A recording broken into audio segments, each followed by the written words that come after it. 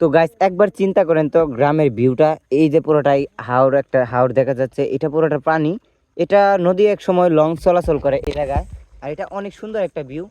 এই গ্রামের ভিউ আসলে আমরা ঢাকা শহরে থাকি, কর্ম করতে করতে আমাদের সময় যায়, কিন্তু আমরা গ্রামের ভিউটা বুঝতে পারি না। এই যে দেখেন আর দুজন যে বসে রয়েছে, এভাবে বসে থেকে সারা বিকাল কাটানো যায় এই একটা গ্রামের ভিউর মধ্যে। তো আমরা যদি এভাবেই সারা গ্রামের মধ্যে এই ভিউ এভাবেই কাটাইতে পারি, দেখেন তো এত সুন্দর এই যে ভিউ, তারা সারাটা দিন এভাবেই কাটাই দিব। এই যে এত সুন্দর একটা পানি, এই পানি অবশ্য যখন এটা সবসময় বন্যা হয়ে যায় তখন পানি ওই রাস্তা পর্যন্ত উঠে, যার কারণে এটা অনেকটা সুত হয়ে যায়, এখানে লঞ্চ চলাচল করে। এই যে তারা বসে রয়েছে, তারা কিন্তু এভাবে বসে থেকে সারা বিকাল কাটাই দিতে পারে।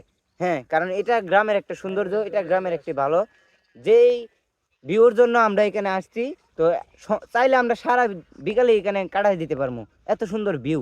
আর এই ভিউ কিন্তু ঢাকা শহরে পাওয়া যায় না সব সময়, কারণ এটা গ্রামের সৌন্দর্যই 6 মাস এভাবে থাকে, 6 মাস বন্যা থাকে।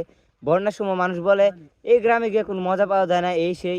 আবার কিছু কিছু মানুষ শুকনার সময় বলে এই গ্রামে হাঁটতে হাঁটতে জীবন শেষ, এক আউট থেকে এক আউটে যাওয়া যায়। কিন্তু ভাই এটার মধ্যে একটা ভিউ আছে, এটার মধ্যে একটা মজা আছে, এটা সবাই বুঝতে চাইবে না। এটা তো এত সুন্দর একটা ভিউ, এই ভিউর মধ্যে কয়জন যে এটার মধ্যে প্রেমে পড়বে এই ভিউ দেখে। আমাদের যুগের পর যুগ এভাবেই কাটবে, এভাবেই ভিউ হবে, এভাবেই সৌন্দর্য থাকবে।